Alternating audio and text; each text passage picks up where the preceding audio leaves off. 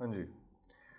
तो हम अपने आप से ये क्वेश्चन तो बहुत बार पूछते हैं कि हमें डेली कितने घंटे पढ़ने की ज़रूरत है, 6 घंटे, 10 घंटे, 12 घंटे।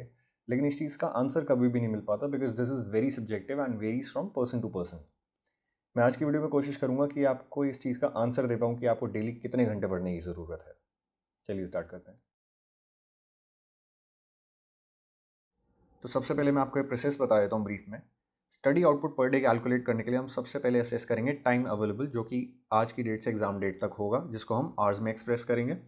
उसके बाद हम आपका सिलेबस देखेंगे, जिसको हम नंबर ऑफ चैप्टर्स या पेजेस में एक्सप्रेस नहीं करेंगे, आवर्स में करेंगे, ताकि कंपैरिजन हो पाए। अच्छा, ये सारा एनालिसिस करने के लिए मैं एक एक्सेल शीट का यूज़ करूँगा, जिसका टेम्पलेट आपको इस वीडियो के डिस्क्रिप्शन में मिल जाएगा।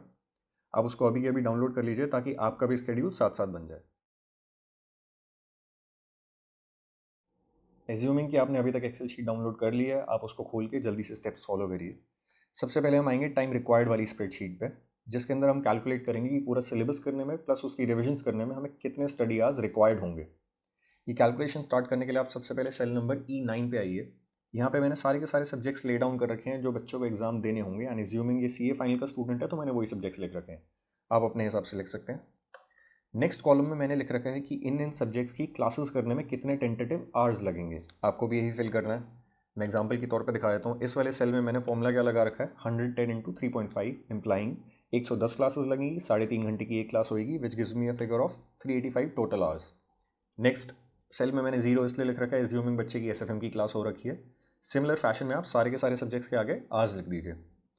फिर आते हैं नेक्स्ट कॉलम पे, विच इज़ G कॉलम।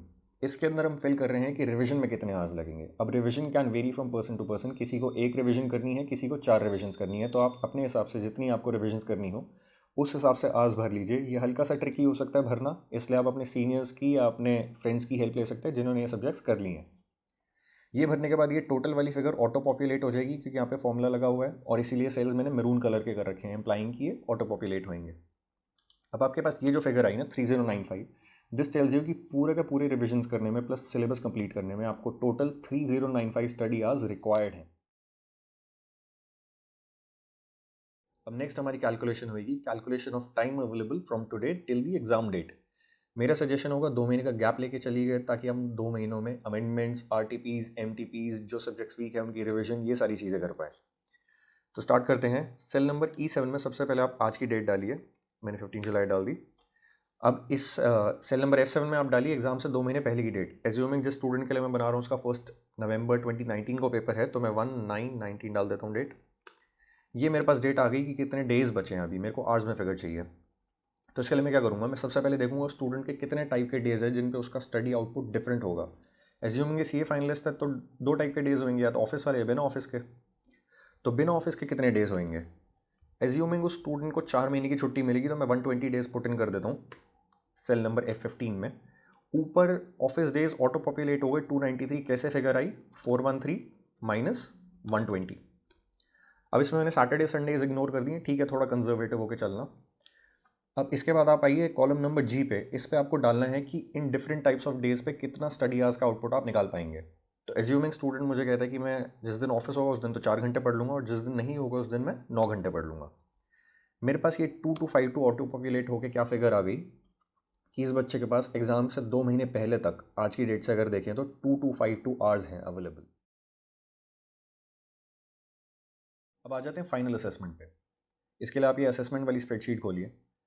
इसको खोलेंगे तो आपको रिजल्ट देखेगा कि अभी बैड लिखा आ रहा है। ऐसा क्यों आ रहा है, क्योंकि अभी आपके पास ना अवेलेबल तो सिर्फ 2 to 5 आवर्स हैं, लेकिन आपके पास करने के लिए मटेरियल 3095 आवर्स का है।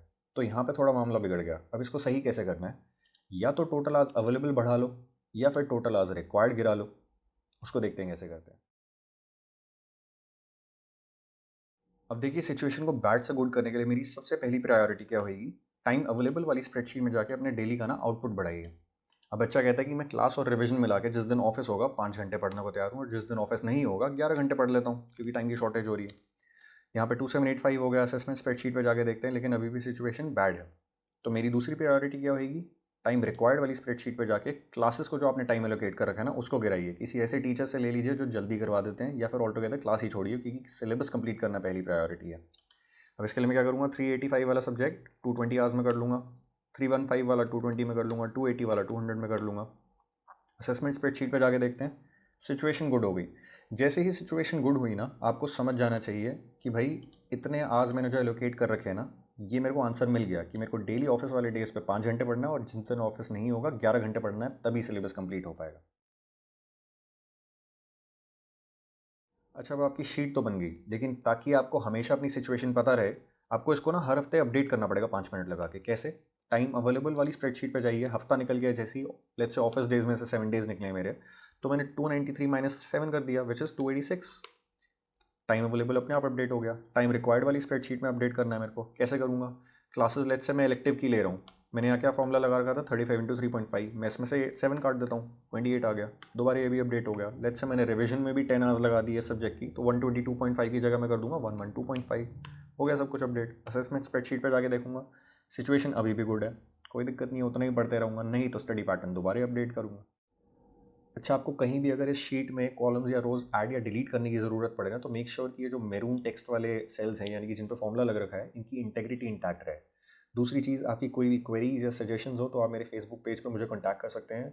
आई hope this video help you in finding out your optimum study output. मिलते हैं नेक्स्ट वीडियो में। Bye bye.